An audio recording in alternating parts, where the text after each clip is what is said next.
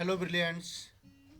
अभी हम कर रहे हैं 7th क्लास के लिए ज्योग्राफी चैप्टर 4 एयर। तो पहले दो पार्टों के अंदर हमने 4 पेज के पास कर लिए थे। अभी हमारे सामने है टेम्परेचर का कॉन्सेप्ट। 4th पेज पर है ये, इसको पढ़ते हैं। The temperature you feel every day is the temperature of the atmosphere. The degree of hotness and coldness of the air is known as temperature. तो जो आप डेली टेम्परेचर महसूस करते हो ये ही एटमॉस्फेयर का टेम्परेचर होता है। और ये डेफिनेशन है नीचे।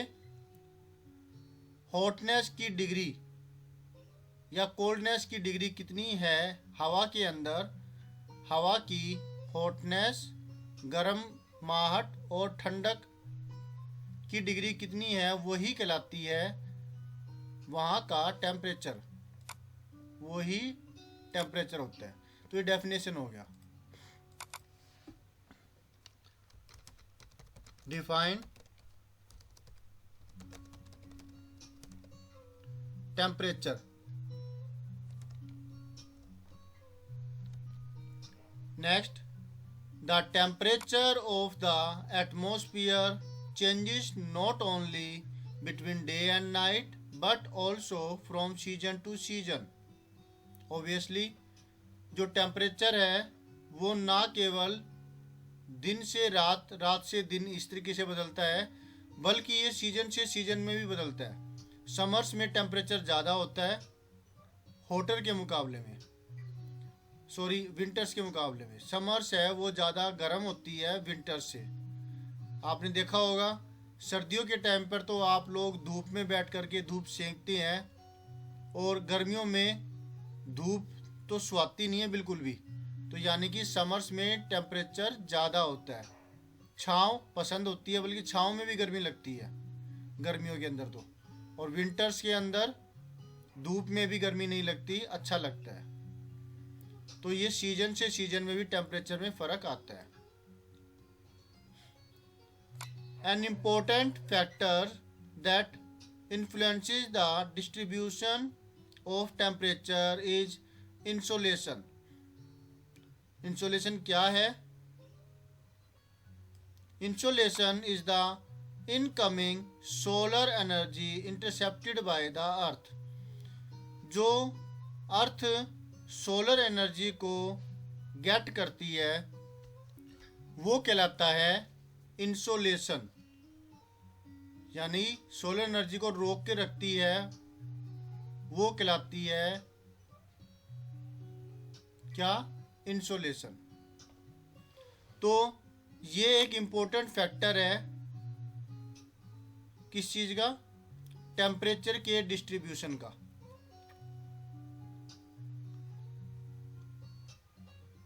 Therefore, the temperature decreases in the same manner. देखिए यहाँ पे the amount of insolation decreases from the equator towards the poles. Therefore, the temperature decreases in the same manner.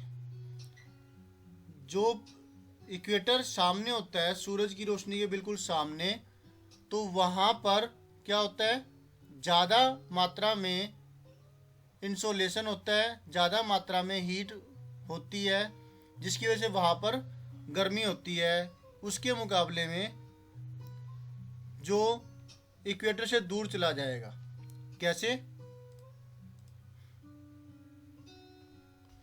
जैसे कि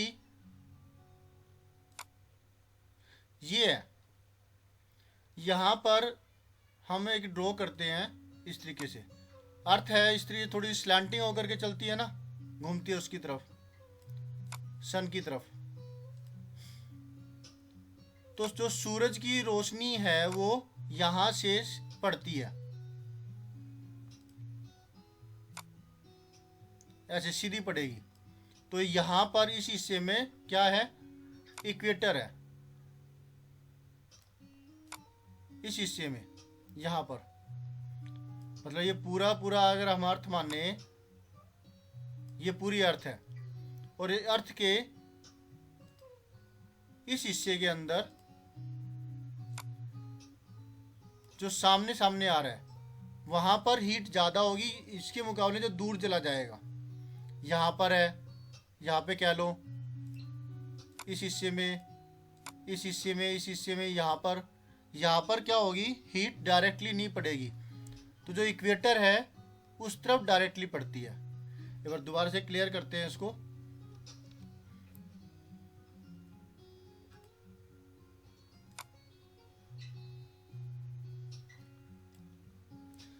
ये सूरज हो गया मान लिया, ठीक है, जो बहुत दूर है और अर्थ पास है हमारे, तो ये इतनी बड़ी नज़र आ रही है, ठीक है।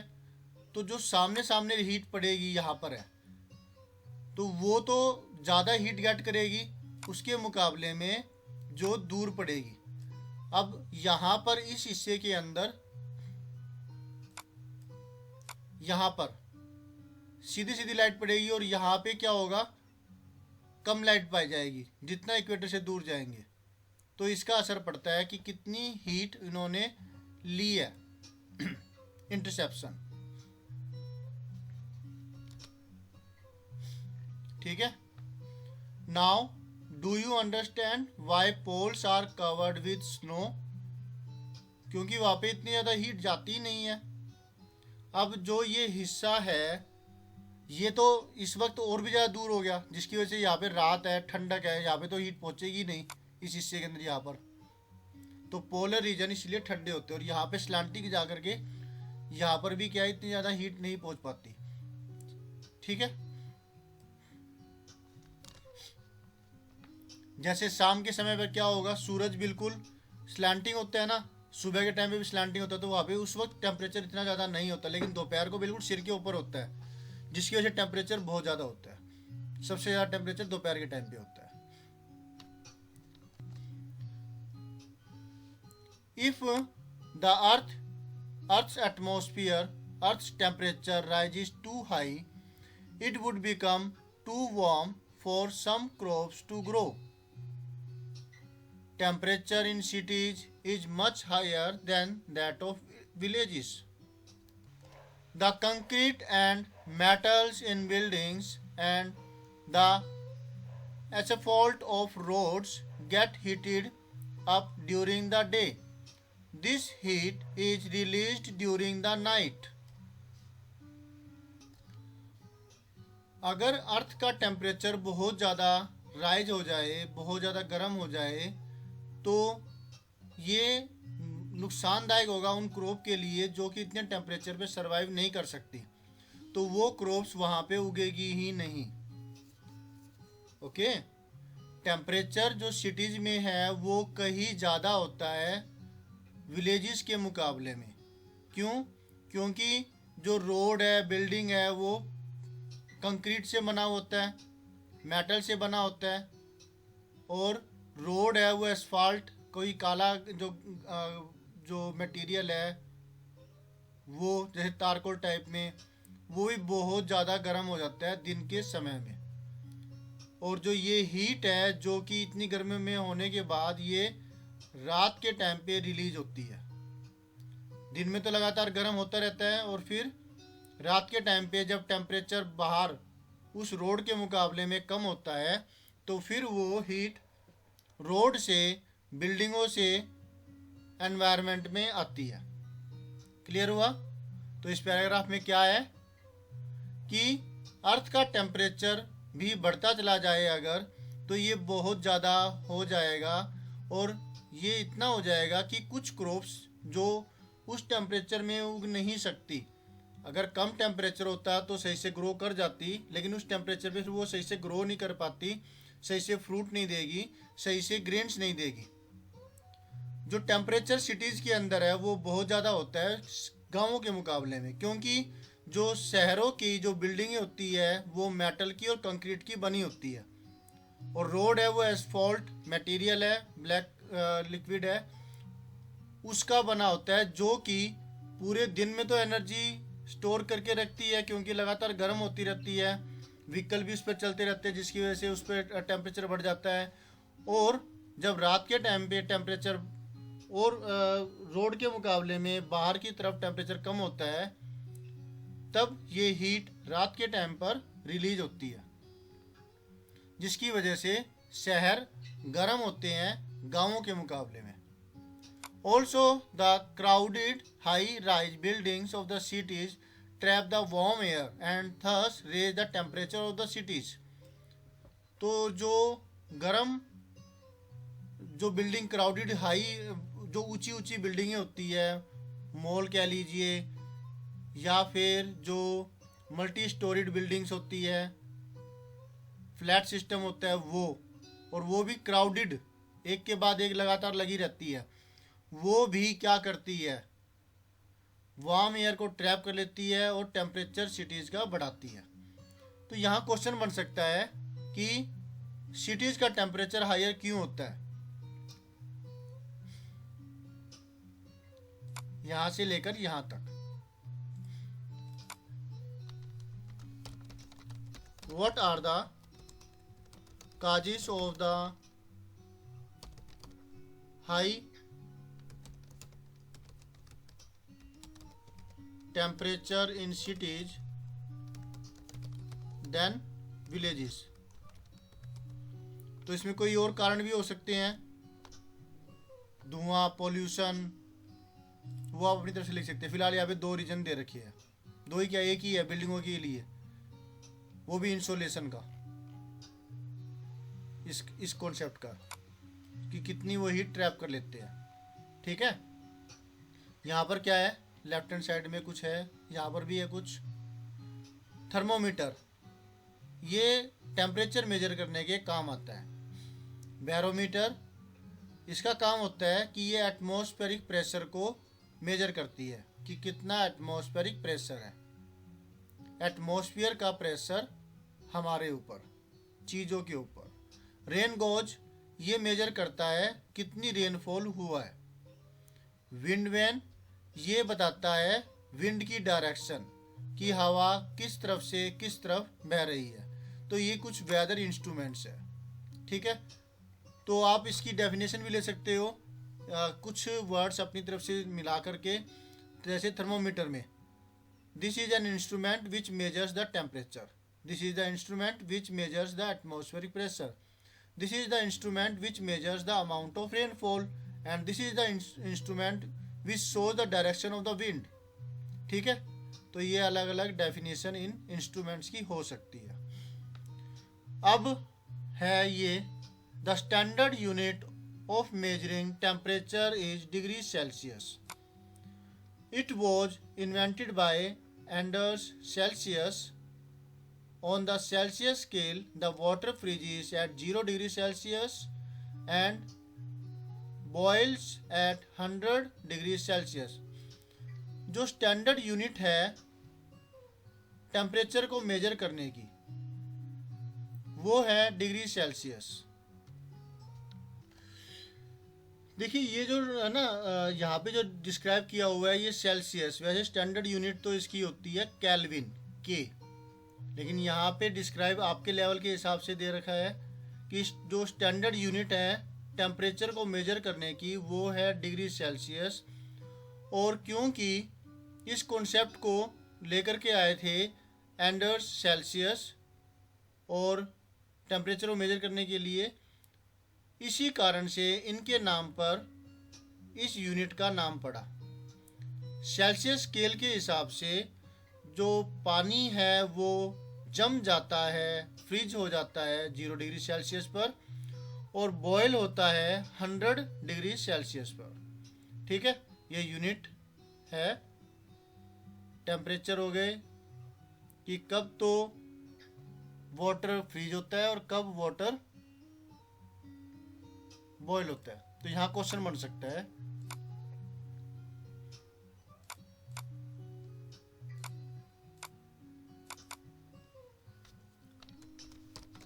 व्हाट इज द, हो सकता है मेरे पास पुरानी बुक है, ये आपकी बुक में नया आ गया हो तो वो देख लीजिएगा। What is the standard unit of measuring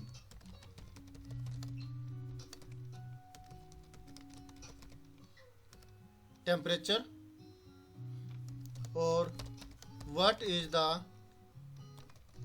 boiling and freezing point of water in degree Celsius. ठीक है,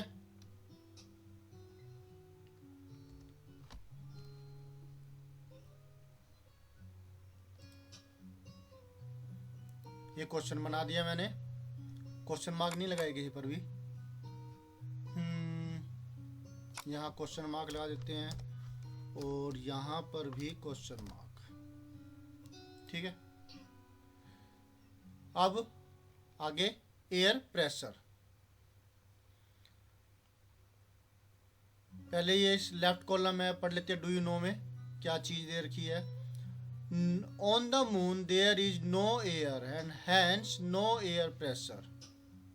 Astronauts have to wear special protective space suits filled with air when they go to the moon. If they did not wear these space suits, the counter pressure exerted by the body of the astronauts would make the blood vessels burst. The astronauts would bleed and they will die. जो air है वो हर चीज पर pressure डालती है। यहाँ पे अर्थ पर तो एयर है, तो ये हम पर प्रेशर डालती है 1 एटमॉस्फेरिक प्रेशर, और हमारी बॉडी के अंदर भी 1 एटमॉस्फेरिक प्रेशर होता है, जिसकी वजह से हम लोग पर कोई मतलब हम नॉर्मली जी पा रहे हैं बराबर का प्रेशर होने की वजह से। लेकिन मून के ऊपर तो कोई एयर ही नहीं है, और जब एयर नहीं है तो कोई एयर प्रेशर भी नहीं होगा। इसलिए एस्ट्रोनॉट जब जाते हैं स्पेस में, मून पर या कहीं पर भी स्पेस में जाते हैं, तो वो एक स्पेशल टाइप का प्रोटेक्टिव स्पेस सूट पहनते हैं जो कि हवा से भरा होता है। जब वो स्पेस में जाते हैं तब अगर वो ये चीज़ ना पहने ना तो क्या होगा, अंदर तो प्रेशर ज़्यादा है 1 एटमॉस्फेरिक और बाहर 0 एटमॉस्फेरिक हो जाएगा, तो इससे क्या होगा, प्रेशर ज़्यादा पड़ेगा। जैसे अब एक गुब्बारा पानी का होता है, तो अगर उसको आप ज़्यादा प्रेशर डालो तो वो फट जाता है ना, क्योंकि अंदर प्रेशर ज़्यादा हो गया बाहर कम हो गया। तो वैसे ही ब्लड वेसल्स बाहर की तरफ प्रेशर डालेगी और ब्लड वेसल्स फट सकती है उसमें, और एस्ट्रोनॉट या उस व्यक्ति की मौत हो सकती है। क्लियर हुआ? तो यहाँ क्वेश्चन बन सकता है, why do the astronauts have to wear special space suit। ठीक है, तो ये क्वेश्चन बनता है इसका। अब ये सूट की स्पेलिंग क्या है, SUIT। ठीक है, तो ये क्वेश्चन बन गया इसका, और ये इसका आंसर हो गया जो शेडेड है। Okay, very good. तो अब ये कॉन्सेप्ट पढ़ते हैं एयर प्रेशर का, और इतना ही करेंगे। You will be surprise to know that air above us presses us with a great force on our bodies. However, we don't ever feel it. This is because the air pressure us from all directions and our body exerts a counter pressure. तो यहाँ question बन सकता है,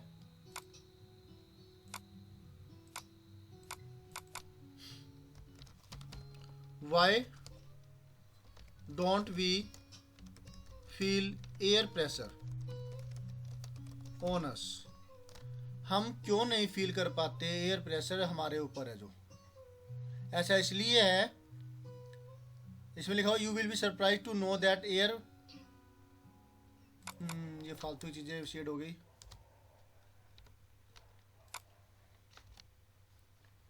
कि आपको जानकर के हैरानी होगी कि जो आपके ऊपर एयर प्रेशर है, बहुत ज़्यादा एयर प्रेशर है, बहुत ज़्यादा एयर है ना, तो उसका प्रेशर भी बहुत ज़्यादा है। और जबकि हमें ये महसूस भी नहीं होता, इसलिए ऐसा इसलिए होता है क्योंकि एयर हमें चारों तरफ से प्रेशर डाल रही है और हमारी बॉडी है वो भी प्रेशर डाल रही है बाहर की तरफ, काउंटर प्रेशर डालती है, जिसकी वजह से हमें वो प्रेशर महसूस ही नहीं होता।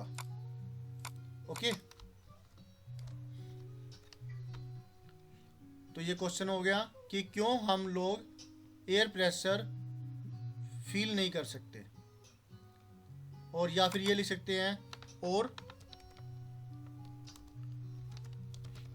why don't high air pressure on us harm us, हमें नुकसान क्यों नहीं पहुंचाता?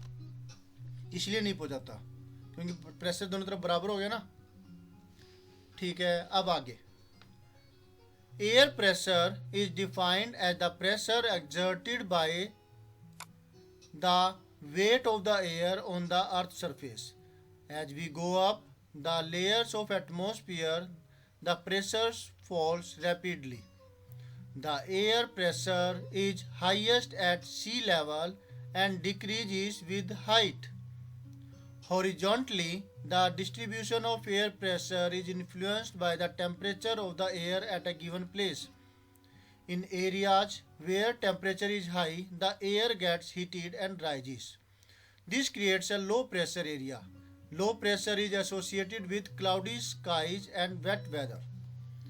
इतना देख लीजिए, ये तो डेफिनेशन होगी एयर प्रेशर की।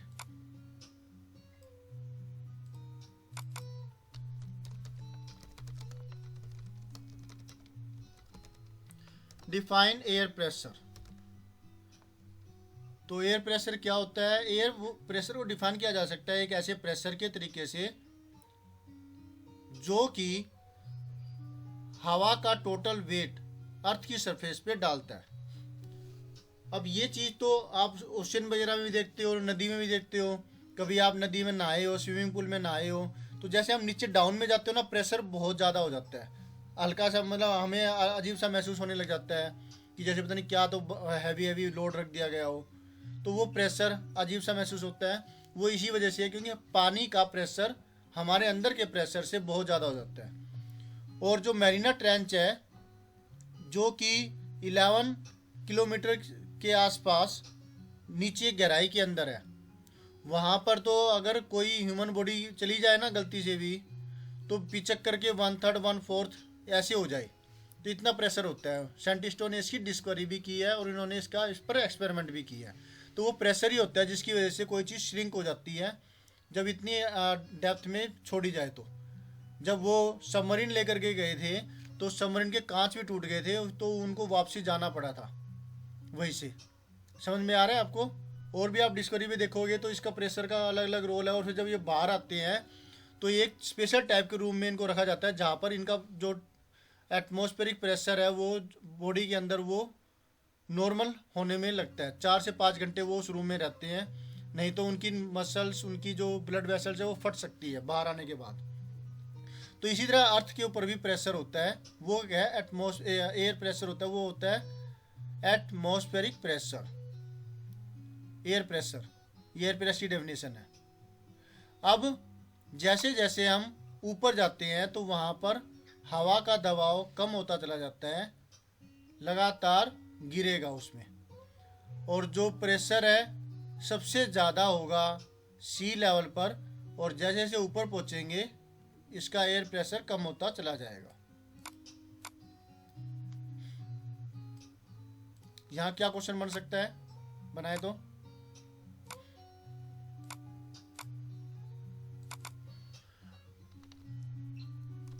at which place the air pressure is highest and as we go up what will happen with the air pressure। ठीक है, तो जैसे जैसे हम ऊपर जाएंगे वैसे वैसे एयर प्रेशर कम होता चला जाएगा, और सबसे ज़्यादा एयर प्रेशर होता है सी लेवल के ऊपर। हॉरिजॉन्टली इस पर क्या असर पड़ता है? हॉरिजॉन्टली जो एयर प्रेशर है वो एयर के टेम्परेचर पर डिपेंड करता है। तो जहाँ पर ज़्यादा टेम्परेचर होगा वहाँ पर एयर प्रेशर कम होगा, क्योंकि हवाएं गर्म होकर के ऊपर उठेगी। और जहाँ पर ठंडक होगी, टेम्परेचर कम होगा, वहाँ की जो एयर है वो डेंस होगी और हैवी हो जाएगी, और वहाँ पे प्रेशर फिर ज़्यादा होगा, हाई प्रेशर वाला एरिया होगा वो। ठीक है।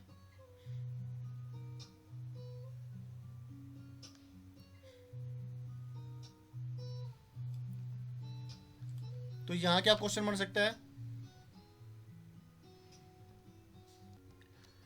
यहाँ पर मैं इसके लिए अलग क्वेश्चन बना देता हूँ। यहाँ के लिए, इतने पार्ट के लिए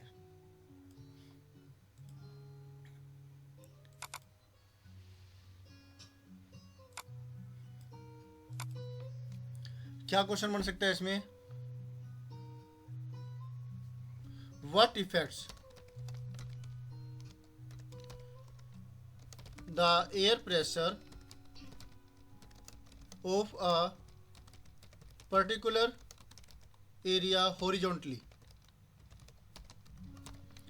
हॉरिजॉन्टली जो एयर प्रेशर है उसको क्या चीज इफेक्ट डालती है?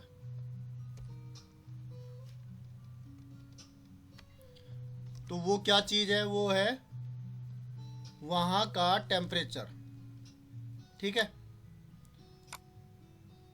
यहां के लिए एक अलग क्वेश्चन बना दिया।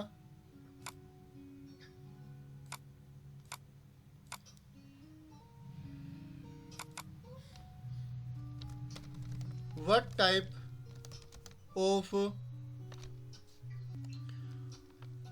type of air pressure is found in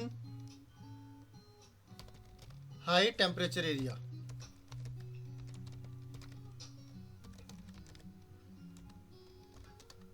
And what type of weather is found? किस टाइप का वेदर वहाँ मिलता है? तो यहाँ पर जहाँ पर टेम्परेचर ज़्यादा होता है तो वो ऊपर उठेगी हवाएं गर्म होने के बाद में, और इसकी वजह से वहाँ पे प्रेशर लो हो जाएगा। और ऐसे लो प्रेशर एरिया के अंदर जो वेदर होता है वो वेट होगा और स्काईज क्लाउडी रहेंगे, यानी कि ह्यूमिडिटी ज़्यादा रहेगी। ठीक है। तो आपने देखा होगा कि जब गर्मियों के टाइम पे बहुत ज़्यादा गर्मी हो जाती है तो फिर ह्यूमिडिटी बढ़ जाती है और फिर बारिश होने का मौसम होने लग जाता है। ठीक है। तो ये बात है कि जब टेम्परेचर ज़्यादा होता है, जबकि लो लाइंग एरिया के ऊपर क्वेश्चन ये से उठा लेते हैं। इन लो लाइंग एरिया जहाँ पे lower temperature, sorry low lying नहीं, in areas having lower temperature the air is cold, it is therefore heavy. जो ऐसी जगह है जहाँ पे टेम्परेचर क्या हो, कम होगा, तो वहाँ की हवा ठंडी होगी, और इस प्रकार से वहाँ पर क्या होगा, हैवी एयर हो जाएगी, और वो हैवी एयर, भारी हवाएं नीचे बहेगी, नीचे नीचे रहेगी, और इसकी वजह से प्रेशर भी ज़्यादा हो जाता है। और हाई प्रेशर का मतलब है कि आकाश साफ होगा और ब्राइट होगा, सूरज सन्नी जो होगा, धूप निकलेगी अच्छे से।